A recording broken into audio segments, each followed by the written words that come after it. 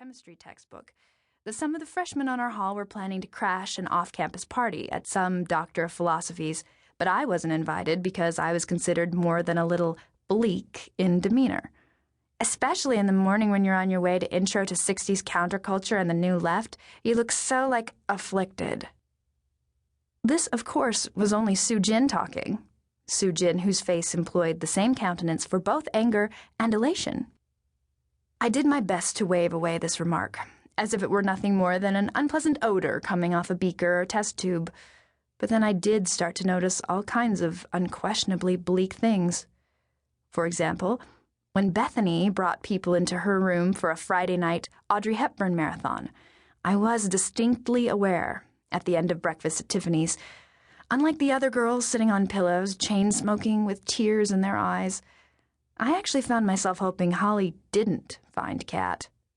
No, if I was completely honest with myself, I realized I wanted Kat to stay lost and abandoned, mewing and shivering all by its cat self in those splintery crates in that awful tin pan alleyway, which from the rate of that Hollywood downpour would be submerged under the Pacific Ocean in less than an hour.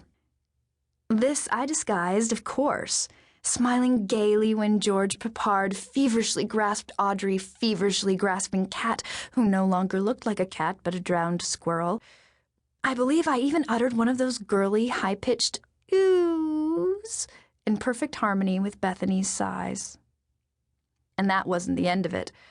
A couple of days later, I was in American biography, led by our teaching assistant, Glenn Oakley, with his cornbread complexion and habit of swallowing right in the middle of a word. He was discussing Gertrude Stein's deathbed. "So what is the answer, Gertrude?" Glenn quoted in his pretentious whisper, his left hand up as if holding an invisible parasol, pinky outstretched. He resembled Alice B. Toklas with that spectre mustache. "Well, Alice, what is the question?" I stifled a yawn, happened to glance down at my notebook, and saw, in horror, I'd absent-mindedly been scribbling in strange, loopy cursive a very disturbing word. Goodbye. On its own, it was breathy and harmless, sure, but I'd happened to scrawl it like some heartbroken lunatic at least 40 times down the entire margin of the page, a little bit on the preceding page, too. Can anyone tell me what Gertrude meant by such a statement? Blue? No? Could you stay with us, please? What about you, Sheila? It's obvious. She was talking about the insufferable vacuity of subsistence. Very good. It appeared, in spite of my concerted efforts to the contrary, I wore fuzzy sweaters in yellow and pink, fixed my hair into what I considered a very upbeat ponytail. I had started to twist into that very something I'd been afraid of, ever since all of it had happened. I was becoming wooden and warped, mere rest stops on the highway to hopping mad, the kind of person who, in middle age, winced at children, or deliberately raced into a dense flock of pigeons minding their own business as they pecked at crumbs. Certainly, I'd always felt chills tiptoeing down my spine when I came across an eerily resonant newspaper headline or advertisement. Steel magnate sudden death at 50, cardiac arrest. Camping equipment liquidation sale.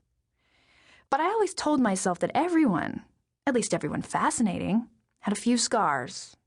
And scars didn't necessarily mean one couldn't be, say, more Katharine Hepburn than Captain Queeg when it came to overall outlook and demeanor, a little more Sandra Dee than Scrooge.